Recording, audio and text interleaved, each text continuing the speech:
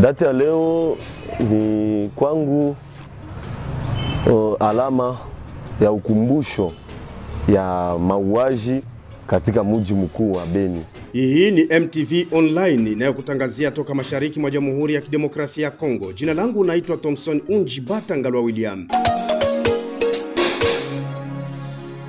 Nikiwa mjini Uvira, pembezoni mwa ziwa Tanganyika, kwenye pua na mdomo na mji wa Bujumbura nchini Burundi. Waongozi wa nchi watusaidie, watuambie nini inaacha tunakufa. Mpaka sasa hatujui kama tunakufa juu ya nini. Leo ni tarehe 15 Oktoba mwaka 2025. Karibu kuungana nasi. Siku ya leo wananchi wa Beni wakumbuka siku yalianza mauaji katika mji wao, eneo la Kadohu, mauaji ambayo kwa sasa imefanya miaka zaidi ya 10 hadi sasa ikiendelea.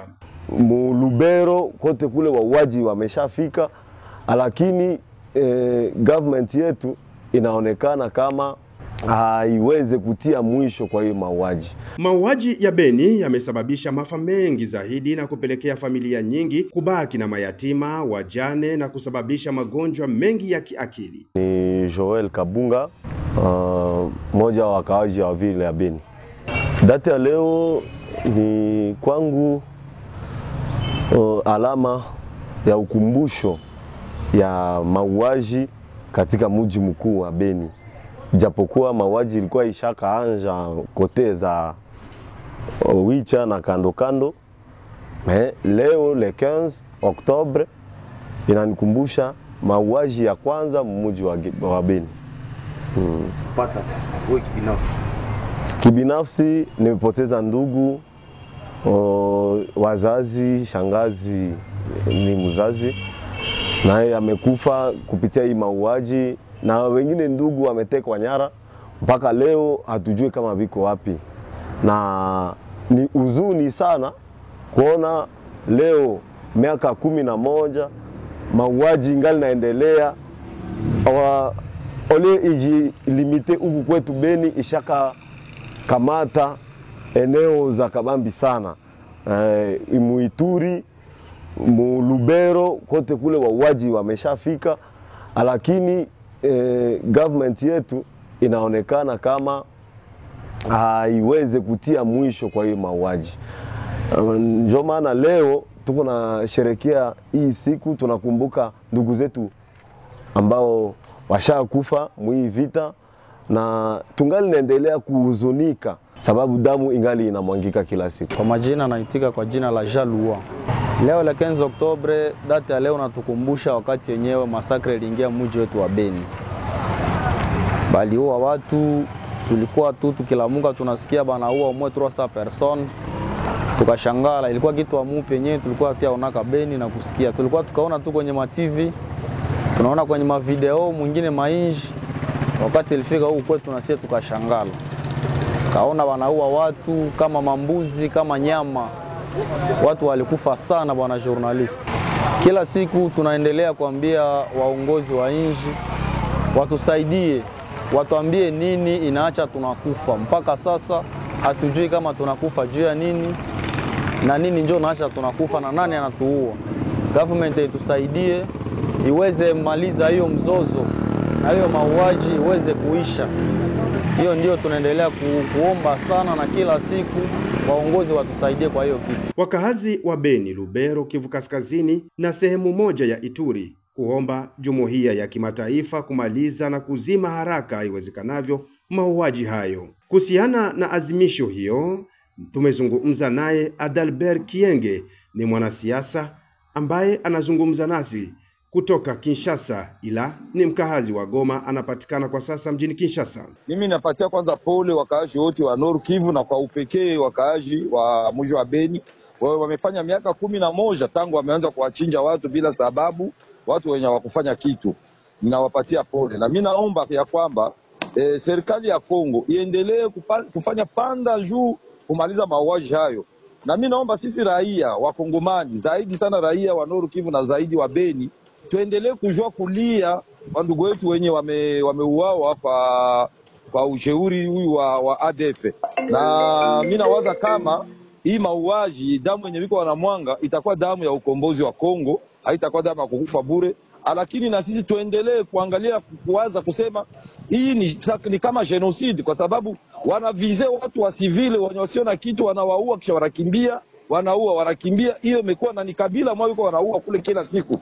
Hiyo itakuwa kama ni genocide, na sisi tatuomba sisi wakaaji wa mji wa Beni na wa Nord Kivu tuanze kulia na kupanga kila siku kuwalia ndugu zetu wenye wiko wanauawa huko, na itakuwa kweli kama cri d'alarme kwa dunia nzima. Lakini hata hivyo tumezungumza naye Kizerbo Kasereka wa Tebia, mbunge wa zamani wa Beni akiwa mjini Kinshasa. Tulipomuuliza ameanza kwa kujibu. Kwanza niweze kutoa pole kwa jamaa zote ambazo zimeathiriwa na hali hii na kuweza kutoa mwito kwa serikali kwamba hali hii imeacha watoto wanabaki mayatima na wake wengi wamebaki wajane, na huenda serikali au government ya Kongo haikamati jambo hili kabisa kwa makini, kwa sababu miaka 11 sasa mauaji yanaendelea, machafuko yanaendelea mashariki mwa Kivu Kaskazini.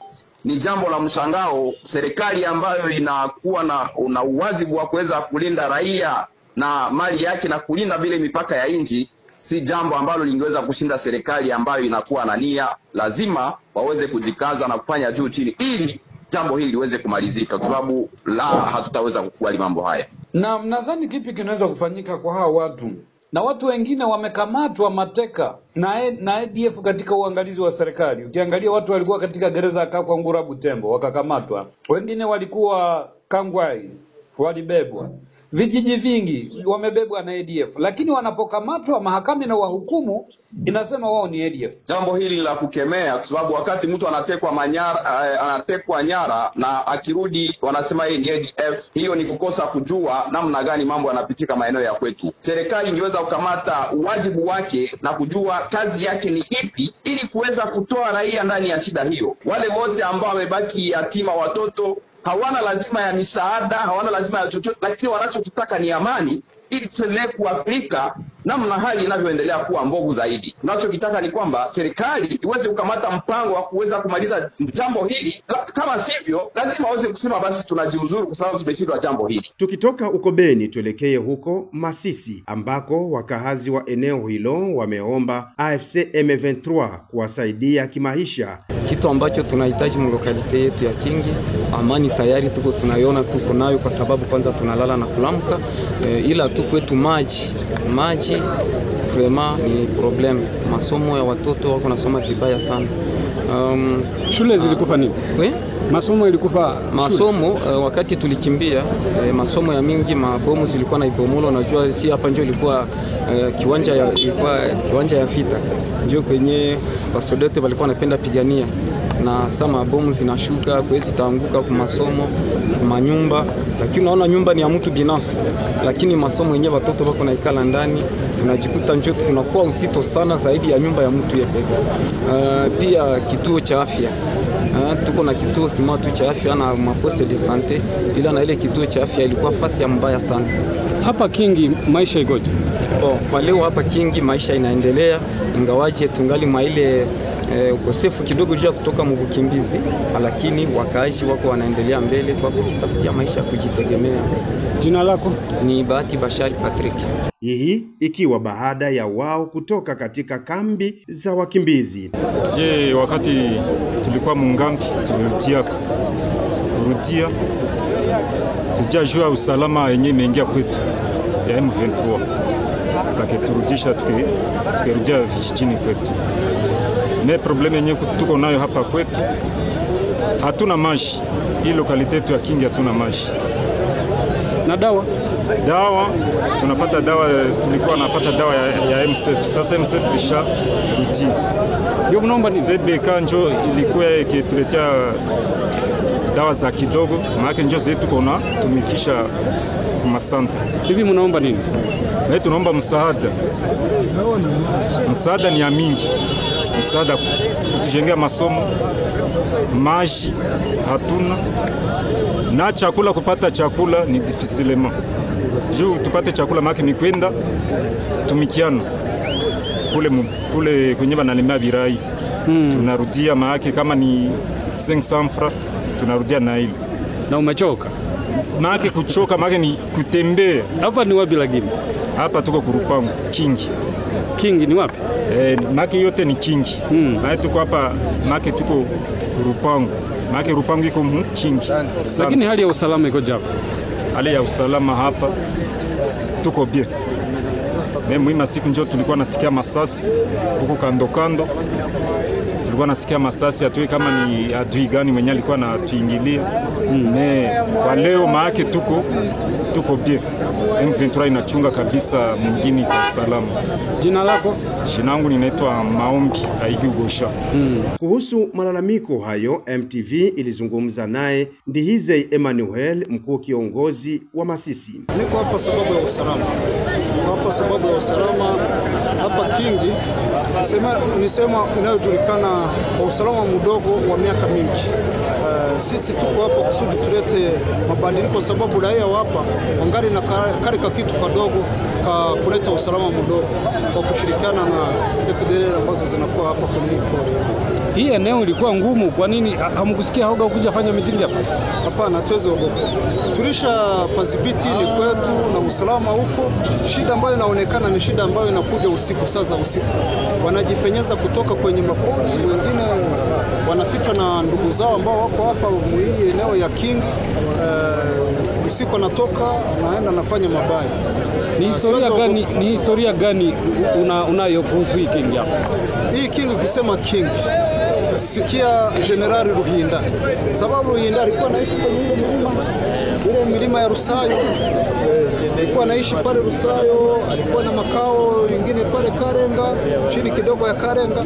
Hii ngambo yote kulikuwa watu ambao walitoka Rwanda, walikimbia Rwanda na Mantikati. Sasa asilimia kubwa za wale watu ni watu ambao walikuwa na watoto wa FDLR. Wengine wa bwana zao wa papa wa pale ni wa FDLR. Kuna mwito wote? Wale sio Wakongomani. Waliofanya yanatosha. Tulichoka na yale waliofanya. Na hapa ambapo tuko na uwezo wa kuwatosha tena sana. Shida ambayo ni kujificha ficha na wale raia ambao wangali wanawaficha ficha, lakini iwe isiyo tutawamaliza. Watoke kwenye mapori, watoke kwenye manyumba sehemu wanajificha. Warudie kwao. Warudishe kwao, najua kuwa tuliofikisha kule kwao walisha warudisha kwenye uzima wa kawaida, maisha ya kawaida. Warudie kwao. Tukimalizia ni kwamba wananchi hapa wanasema bado maisha ni magumu, dawa, chakula na usalama, unasemaje? Ile ni kweli. Mambo ya dawa, kuko maoni ambazo tunashirikiana nazo zinaleta madawa. Dawa zinapatikana lakini hazitoshi sababu ya magonjwa. Na ulishaona watu ambao wako hapa ni wengi sana kupata uwezo wa kuhudumia watu wapata vile ni kazi ngumu, lakini tunajikaza kujenga centre de sante na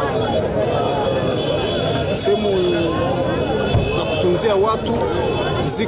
Dawa ziko zinapatikana kidogo na mwisho zitapatikana za kutosha. Kusema sasa njaa, watu hapa ni wavivu. Hata nirudie kwa hiyo, ni wavivu sana, hawapendi kufanya kazi, na kilichonileta hapa ni kuwahimiza kufanya kazi. Waache kuchungana na misaada ya maonije, wajue kuwa na wao wanapaswa kutumika, hata ile misaada ikuje inasaidia. Na unasema nini kuhusu vijana kuingia kazi ya jeshi? Kazi ya jeshi, watoto wasaki wanaingia, ni watoto wanaosikia, ni watoto wanaopenda chama, na raia wapo wanapenda chama. Isipokuwa ile shida ya uongozi ambao ulikuwa hapa mbele, kwa sababu walikuwa wanakuwa na faida, sema kuko profit familia kidogo ambazo zilikuwa zinapata sababu ya mabariera ambazo zilikuwa hapa za FDLR. Kuko vijana ambao walikuwa wanatumika kwa yale mabariera, kuko wamukwe wa nani ambao walikuwa wanatumika pale, hawezi furahia. Lakini vijana wengine, raia wetu wengine, asilimia niseme 98 wako nyuma ya chama, wanatusikia. Isipokuwa ile asilimia kidogo ndio inatuletea shida. Wakazi wa Masisi wakiombwa kujenga umoja kati yao, akisema Kanali Damas Mugabo, jeshi la RC M23. Sasa wandugu zetu, watu wa Kamulonza, la muhimu muwe na upendo. Hata ukaenda ndani ya jeshi kama hauna upendo ni bure. Tunaelewana? nyinyi kwa nyinyi kwanza mpendane, mkishapendana mnapenda Kamuronza. Lakini kama mpendane hamtapenda Kamuronza. Kama mpendane hamtapenda province ya Nord Kivu. Kama mpendane hamtapenda guverneur wa province.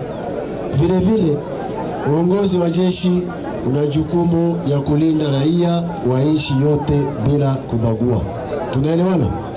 Mimi napozungumzia nazaliwa fasi wanaita Kalembe, lokalite Kalembe. Wamingi wanapajua? Kwetu lokalite Kalembe, kilima wanaita Tueli. Mwenye alila Kalembe atajua. Sasa tuache mambo ya mitaa, tuache mambo ya maprovince, tuache eti ni mrefu, eti ni mfupi. Tuwe wamoja, tupende viongozi wetu. Hatua inayoungwa mkono na wakahazi, akisisitiza Dorcas kutoka AFC M23. Tangia zamani hapa tulikuwa naishi kwa umoja. Hii vita zilitokeaka Rwanda ndio zilikiaka leta ubaguzi ya makabila, lakini hapa kabisa kulikuwa kwa umoja sana. Umoja ndio inaleta maendeleo. Kwa nini unataka watu waungane? Tulikuwa kama mtu mmoja na tukue tena mtu mmoja ili tufanye maneno ya mzuri. Jina tena? Bora Anifa. Akiomba wapiganaji wa FDLR kurudi nchini kwao Rwanda ambao walikuwa wamejenga katika eneo la Kingi na Kamuronza. Sasa zile FDLR zilishifanyia wanaume hapa kwetu. Walikuyaka kuroho mzuri hapa kwetu Sake tukapapokea. Mimi wakatukimbiza bashashifanya wanaume wanakatala toka kwetu. Wandugu si mgeni anaendaka na rudia kwao. Hapa ni kwetu arudie kwao Rwanda ndio kwa biko nafasi. Guvernema yabo inabangoya sana na hamu na banabandaka banabaintegre mu maisha kawaida. Nikuambia kama bangali kitu hapa karibu yetu wala kama wanaongeaka na badada yetu jua anaweza kwa basha kwa babofu na hatujue. Mimi mwambie tutawasindikiza CM23 tutawasindikiza kwao na amani barudie kwao batuachie na sio kwetu kwanza. Turespire kadogo. Kama mko mnaona M23 hapa tuko na kia barasireke M23 hatutaendaka. Hatutatokaka. Donc tubitike tubikatale tuko tu hapa. Huku ujumbe wa AFC M23 ukiendelea na hamasa kubwa kwa wakahazi wa Masisi. Juvenal ni mkuu wa mobilization kwa sasa Kivu Kaskazini. Ndio tumefika hapa tulikuwa tunakuja ongea na population. Unajua siku nyingi walikuwa wako ukimbizini hapo Goma na tayari wamerudi kwao, tulikuwa napenda tujue hali yao iko namna gani. Na unajua hii fasi ilikuwa fasi ambako kabisa kulikuwa wazalendo na hata FDL inaendelea kufanya maoperation hapa. Tulikuja tuwahimize tusikie shida zao na tuzitatue. Hamusikia hoga? Hapana, hapa ni kwetu. Majeshi wanaiana kando kando kabisa, hakuna hoga. Amuogope hii Kingi, watu walikuwa wanaogopa kufika hapa lakini. Ndio Kingi ya zamani watu walikuwa wanaogopa kabisa kufika hapa. Lakini kwa sasa kuna usalama, ijapokuwa kuna makamu mbalimbali kidogo ya usalama mdogo, lakini tunajitahidi na msome determine kuimaliza kwa kweli. Message gani mnaileta hapa? Tumekuja na message mbili muhimu sana. Watu waachane na ukabila. Unajua ukabila ilibomoa sana hii nchi ya kwetu, ndio silaha ambayo Kinshasa ilitumia kusudi igawanye wananchi. Watu waachane na ukabila. Ya pili, tunahimiza wakaaji kama kuna mtu mubaya wamutowe kwenye ngazi za kwetu, wamudenonse kusudi sisi tushughulike nayo. Wakati wanaenda kuwaficha sasa, ils vont rendre notre tâche difficile. Wataacha kazi kabisa, itakuwa vigumu. Ndio message mbili ambayo tunaletea population hapa Kingi. Kingi ikiwa eneo lililoshuhudia machafuko mengi, lakini kwa sasa likiwa limeanza kupata amani, ikiwa baada ya kudhibitiwa na AFC M23 ambao kwa sasa wako kwenye mazungumzo na serikali ya Kinshasa uko Doha. Mwisho wa matangazo yetu kwa siku ya leo. Usikose kuungana nasi tena kwa wakati mwingine hapo kesho. Ilikuwa nami Thompson Unjibatangalwa William kutoka mji wa Uvira, mashariki mwa Jamhuri ya Kidemokrasia ya Kongo, eneo la Uswahili. Nasema alamsiki, bye bye.